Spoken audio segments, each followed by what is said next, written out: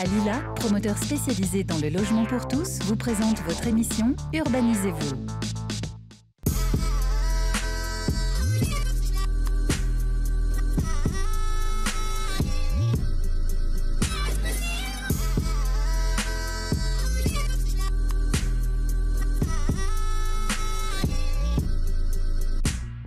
Bonjour et bienvenue à Gerland, un quartier en pleine mutation où les grues sont omniprésentes.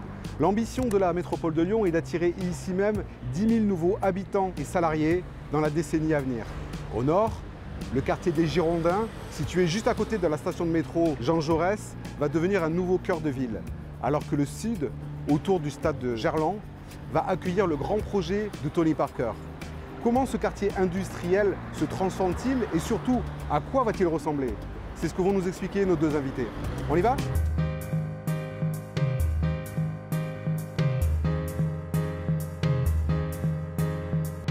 Didier, vous avez été chargé par la métropole de Lyon de développer le quartier de Gerland. On peut quand même réexpliquer pour ceux qui nous regardent. Gerland, c'était le quartier industriel de Lyon. Gerland, effectivement, depuis le 19e siècle, était principalement occupé par des industries qui se sont développées sur un territoire au sud donc, des voies ferrées.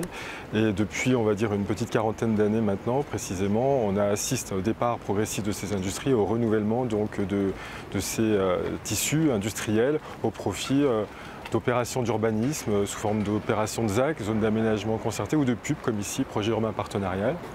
Avec donc, les propriétaires, on a travaillé, les collectivités ont travaillé un projet de mixité, de renouvellement au travers donc, de réhabilitation de bâtiments qui nous paraissaient intéressants historiquement. Comme ici au niveau du programme du 75 rue de Gerland, c'est ça, qui héberge aujourd'hui un restaurant et des bureaux. Notamment. Il y avait quoi auparavant? Ce sont les anciens magasins généraux qui étaient situés sur ce site depuis une centaine d'années, qui avaient accueilli notamment une fonte de fonderie de fer et qui s'était transformé au fil du temps en parc d'activités jusque dans les années 80, qui avait décliné au fil du temps. Et le propriétaire a décidé de venir nous voir il y a une petite dizaine d'années pour nous demander effectivement comment on pouvait travailler un projet de renouvellement sur cette parcelle assez importante de 5 hectares qui conservait un certain nombre de bâtiments, donc on l'a vu, et puis qui permettait donc de développer une offre résidentielle. On voit derrière nous, il y a quelques immeubles de logements en cours de construction. Et puis il y a 2 immeubles donc, derrière le Septen qui a été réhabilité, qui accueille les services de EDF. Et puis la petite halle dont vous parliez, au rez-de-chaussée de laquelle se trouve un restaurant, le bistrot de Gerland.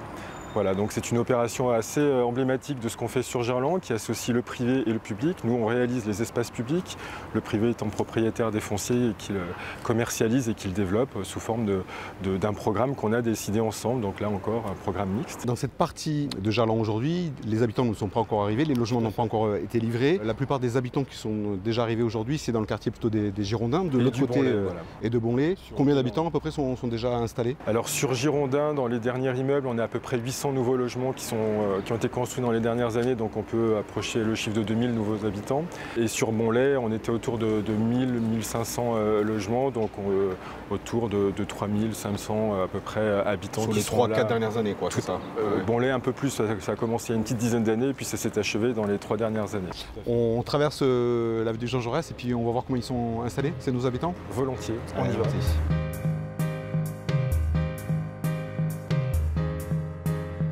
Alors Didier, nous sommes sur l'allée Eugénie-Néboyer. La particularité, alors on voit des immeubles qui se sont construits de chaque côté. Sa particularité, c'est d'être une de ces fameuses 3 allées vertes, dont l'objectif est de traverser du nord au sud tout le quartier de Gerland pour rejoindre le parc de Gerland. Tout à fait. Dans le plan stratégique développé par Alain Marguerite, il y a effectivement 3 allées. On est sur la principale, celle qui est la plus centrale, et qui part du parc de Gerland et qui va permettre d'irriguer l'ensemble du territoire. Et là, on est quasiment au terme de cette allée, puisqu'on est au plus au nord. Il y a encore une petite séquence à réaliser, notamment dans l'opération qui est derrière nous, future opération liée à l'arrivée de l'école de management de Lyon et à l'arrivée d'un nouveau collège. Donc les aménagements ici ont été pensés en collaboration, m'a-t-on dit, avec les habitants? Tout à fait. On a réalisé plusieurs séquences entre guillemets, de concertation avec les habitants, ce qui a d'ailleurs permis d'apporter un certain nombre d'équipements qui n'étaient pas initialement prévus par le paysagiste. Hein. C'est la société Base qui a travaillé sur ce secteur. Donc tous les agrès là étaient une réponse aux habitants qui trouvaient qu'on avait souvent des réponses pour les enfants et les espaces de bas âge pour les enfants ou les ados, mais pas pour les adultes ou les ados. Et donc c'est vrai que ça a permis d'apporter cette réponse. Et on ne le voit pas aujourd'hui parce qu'il n'y a personne sur ces objets, mais la plupart du temps, il y a quand même un certain nombre d'habitants qui s'entraînent ou de gens qui travaillent dans le secteur et qui font quelques exercices dessus. Et là, sinon, là, on est au cœur de la ZAC des Girondins, donc une opération majeure et qui est en pleine activité aujourd'hui. Et comme on le voit, qui a permis effectivement l'arrivée de programmes mixtes à la fois de bureaux, à la fois de logements. Là, on est sur une EHPAD qui accueille des personnes malvoyantes. Donc on est sur une opération d'envergure, hein, puisqu'elle fait à peu près 2900 logements, qu'elle accueillera à terme plus de 65 000 m² de bureaux. Et puis toute une part importante de commerce, puisqu'elle possédera une rue commerçante qu'on va voir, je crois, juste après, qui est une rue vraiment qui a comme fonction d'être le centre nord de Gerland pour essayer d'apporter toute l'attractivité dans ce secteur de Gerland à la sortie de la station de métro place Jean Jaurès. Donc ici, nous nous trouvons sur la fameuse rue des Girondins, qui va rejoindre face à nous le métro Jean Jaurès, derrière nous les Berges du Rhône, une rue donc qui va rejoindre ces deux spots. Tout à fait, donc là c'est vraiment la rue principale au nord de Gerland, l'axe est-ouest qui manquait et au croisement donc, de l'avenue Jean Jaurès. Donc on va retrouver les conditions du Cardo et du Découmanous qui vont permettre effectivement l'atterrissage des rez-de-chaussée commerciaux de part et d'autre de cette voie. C'est ça, de deux côtés, on aura des commerces qui sont en pied d'immeuble. En pied d'immeuble, c'est ça. Voilà, avec des commerces de proximité qui manquent hein, sur Gerland, notamment au nord de Gerland. Et donc cette rue qui va être mise en service progressivement et qui devra un jour aboutir jusqu'à Confluence par un pont, pour l'instant qu'on appelle Pont des Girondins. C'est son nom qui sera donc au bout de la rue et qui permettra d'aller facilement à la Confluence. En et voiture, qui aboutira vers le parvis, je crois, François Mitterrand. C'est à peu près le lieu d'arrivée. Donc en voiture et en bus. Didier, merci pour cette visite pleine de précisions. Avec plaisir. Quant à nous, on va maintenant se diriger vers la mission Gerland où nous attend notre second invité.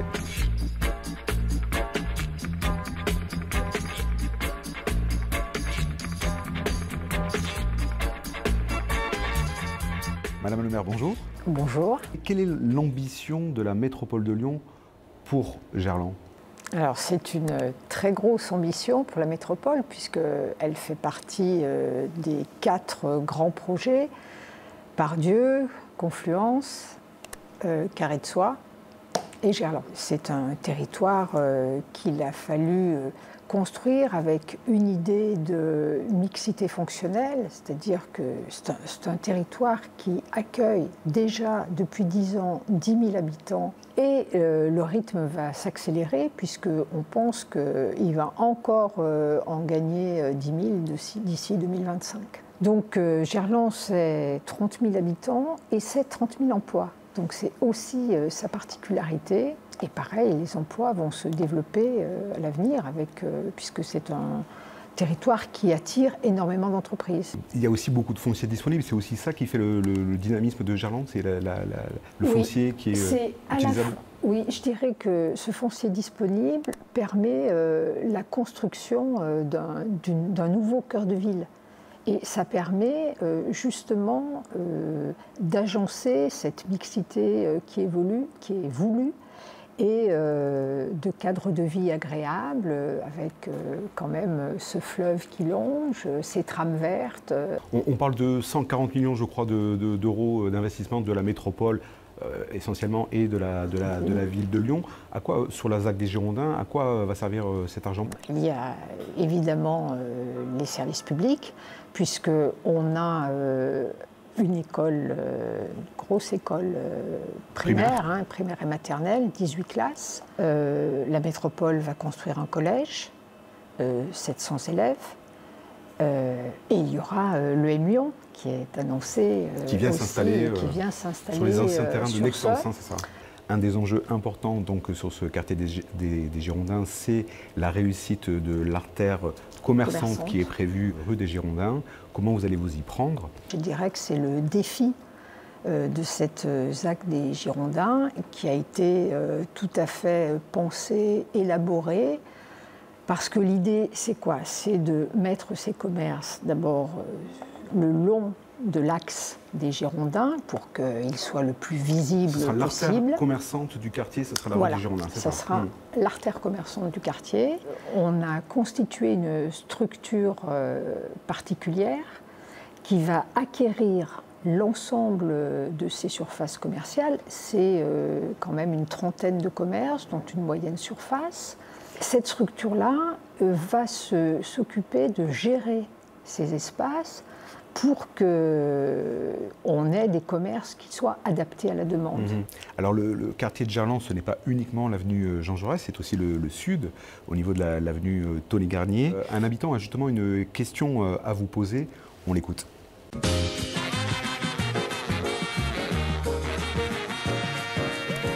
Madame le maire, un centre nautique va-t-il remplacer la piscine de Gerland?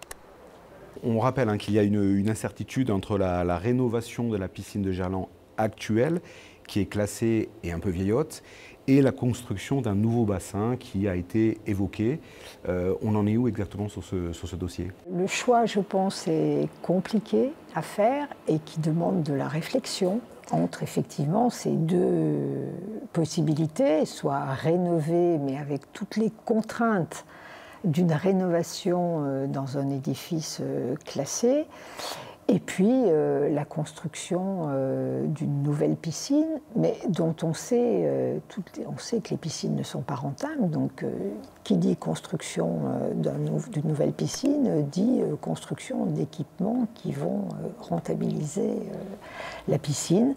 Le maire, sur question de l'opposition au conseil municipal, a annoncé une décision avant la fin de l'été. Donc je suppose qu'en septembre, l'arbitrage sera rendu entre ces deux possibilités. Il y a un très beau projet qui est en train de se préparer justement autour du stade de Gerland. C'est l'arrivée donc de la Tony Parker Adéquate Academy. Est-ce que vous pouvez nous présenter le projet? C'est un projet, je dirais, qui à la fois allie sport et éducation, sport et emploi, sport et santé. Ce sont aussi 3 bâtiments de logement, dont un de logement social pour les étudiants. C'est finalement une académie, et c'est pour ça d'ailleurs qu'elle porte ce nom d'académie, qui va revêtir tous les secteurs du sport professionnel. Myriam Picot, merci pour cet entretien. Bien, merci à vous. C'est fini pour cette émission d'Urbanisez-vous. On se retrouve le mois prochain pour une nouvelle visite urbaine. D'ici là, vous pouvez vous procurer le magazine Nouveau Lyon qui fait sa une ce mois-ci sur un sujet qui touche beaucoup de monde, le logement social. Merci, à très bientôt.